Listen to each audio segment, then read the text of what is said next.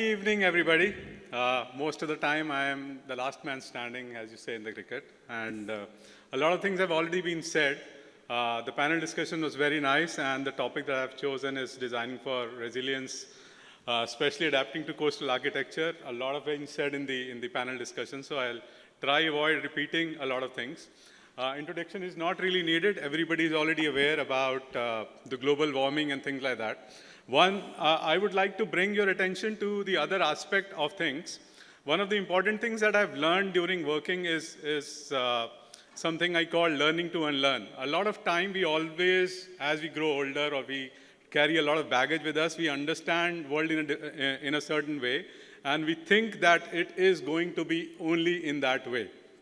Learning to unlearn means, for example, everybody says when there will be global warming, ice will melt and water will rise.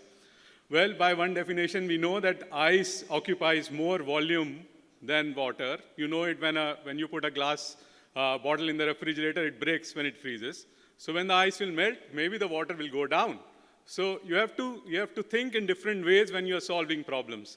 It is not that only in one way that you keep continuing. So understanding the context is very, very important, and it has to be seen from all sides. If you only see it from one side, of course, you lead to a solution, but then that solution also becomes a problem later on. Again, not going to smaller examples, everybody knows things that we have done. People here in this city would be more aware of what we have done for the coastal areas. I have experience in Netherlands. I've worked there for 7-8 years. Interesting thing about Netherlands is the whole country has been under the sea level, and they are one of the best water management people we see around the world. If it rains there, after 2 minutes, there is no trace of water anywhere. You can walk anywhere and things like that. And sustaining a city or actually a country under the sea level at all times is magic in itself. Their symbol of the windmill as the mascot or a symbol of Netherlands that we see was actually used to carry water on the levels up and then eventually disposing it into the oceans, and that's how they used to manage water earlier. There are, of course, they also have made dikes, like we have made dikes here to keep control of the coastal areas, and they have managed to keep the water at bay.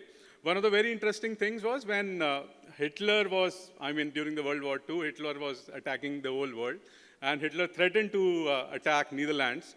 Netherlands at that time said that they'll break the dikes, all the water will come into the country and nothing will be left. So Hitler could not attack Netherlands, but after the 7th year, the winter was so harsh that the water was almost frozen, and then the whole Rotterdam was bombarded.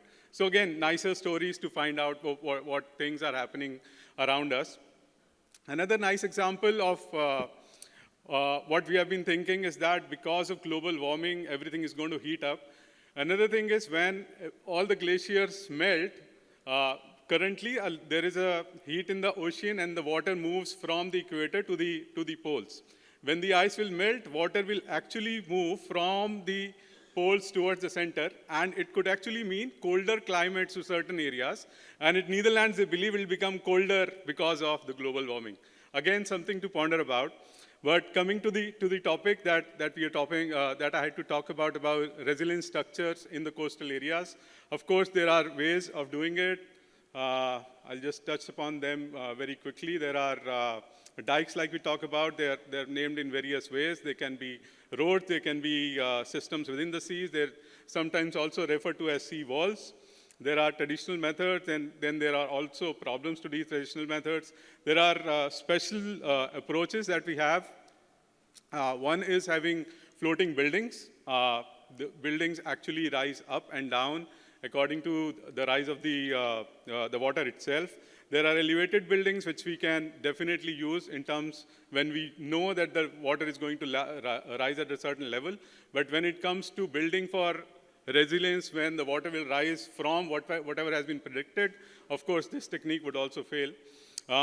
What it basically means that there has to be an integrated approach to the whole system. Of course, we have talked about, people have talked about top-down approach, wherein the government level actually gives in some ideas and rulings, and CRZs are planned and things like that. And there are also been talked about bottom-down approach, wherein you involve the locals, you find out what is happening in the local context, you plant more vegetation around, or you move a little further away and stuff like that, and things like that. And it was very interesting to see the panel discussion happening, wherein somebody was saying that we should use smart technologies, and somebody was saying that we as a builder should get a lot of things, as Dubai has. Dubai, for example, planned 3 palm things out of the ocean, where it pumped out sand from the ocean bed and actually made the islands. And while it was making the world island, it was discovered that a lot of coastline was getting eroded. What the smart technology can help us with is we imitate all that on a computer and see if what we do to the city in a certain way, how the ocean or how the natural forces will behave, and we'll be able to predict more, and hence we'll know how much we can do and how much we have to restrict ourselves in certain ways. One of the other examples is beach nourishment. It is, of course, when the sand gets eroded, you can replenish the beaches in certain ways. Of course, nature still pays its form, and again, the beaches forms their own nice dunes formation eventually in the end.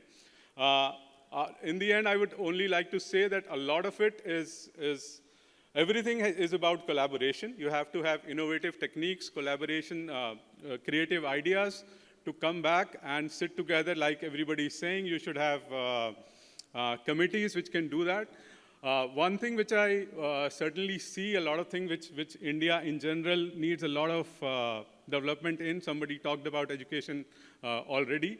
But the connection between the education and the industry, which happens over the West very, very easily. They have open houses, the industries go actually to the colleges, tell them what has to be taught, vice versa. The colleges are doing a lot of projects which have actual intervention to the real world. They collaborate with real developers, partners, and do real research in the education sphere itself.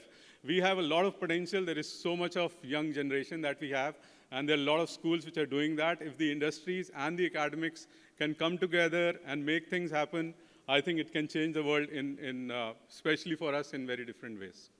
That's it from my side. Thank you so much.